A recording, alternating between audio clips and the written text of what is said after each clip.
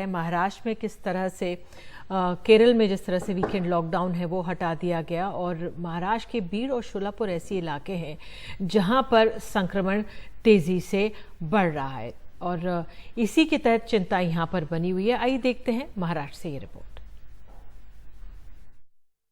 केरल में कोरोना का प्रकोप फिर लौटा है।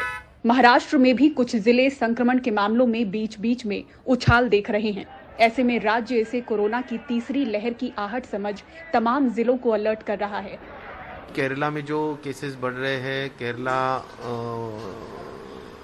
ये तो एक, मैं तो ये कहूँगा कि वो थर्ड वेव का एक शुरुआत ही हो सकता है अगर इस तरह से केसेस नंबर्स अगर बहुत बढ़ रहे हैं तो हमने महाराष्ट्र में थर्ड वेव की पूरी तैयारी की है।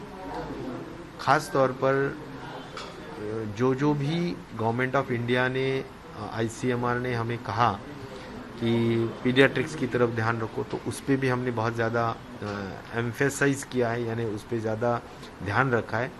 देश में बढ़ते मामलों के बीच भारत के जिन 22 जिलों में हालात चिंताजनक बताए जा रहे हैं उनमें महाराष्ट्र के बीड़ और सोलापुर भी शामिल हैं। 28 जून के आंकड़े से तुलना करें तो अभी बीड़ में संक्रमण का आंकड़ा 88% बढ़ा है तो सोलापुर में 125%। डेली पॉजिटिविटी रेट 4% से बढ़कर 5.5% के करीब है। साप्ताहिक पॉजिटिविटी आंकड़ों को देखें तो 9 जिले 5% के करीब या इससे ऊपर पॉजिटिविटी रिपोर्ट कर रहे हैं, जो राज्य की साप्ताहिक पॉजिटिविटी 3.8% से ऊपर है। इनमें सबसे ज्यादा पॉजिटिविटी रेट सतारा में 8% है, पुणे में 7.23%, कोल्हापुर में 7.18%, सांगली में 6.91%, सिंधुदुर्ग में 6.49%, सोलापुर में 5.90%, अहमदनगर में 4.95%, बीड़ में 4.88%, तो रायगढ़ में 4.7% साप्ताहिक पॉजिटिविटी रेट है। बीड़ का टीकाकरण कवरेज सबसे कम है। जिले में जिन वयस्कों को टीका लगना है उनकी आबादी करीब 29 लाख है, लेकिन केवल 18% ही वैक्सीन के दायरे में आए हैं। तो वहीं वैक्सीन के लिए सोलापुर की टारगेट एडल्ट आबादी करीब 36 लाख है, लेकिन 1.5 लाख को ही पूरी तरह वैक्सीनेट किया गया है। महाराष्ट्र की करीब 6 करोड़ से ज्यादा की आबादी अब भी टीके से दूर है।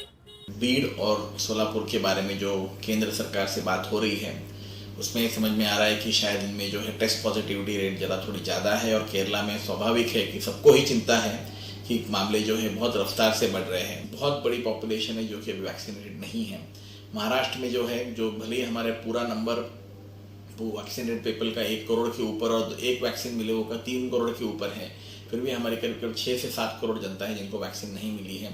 इसलिए कोविड अप्रोप्रिएट बिहेवियर जारी रखना बहुत ज़रूरी है।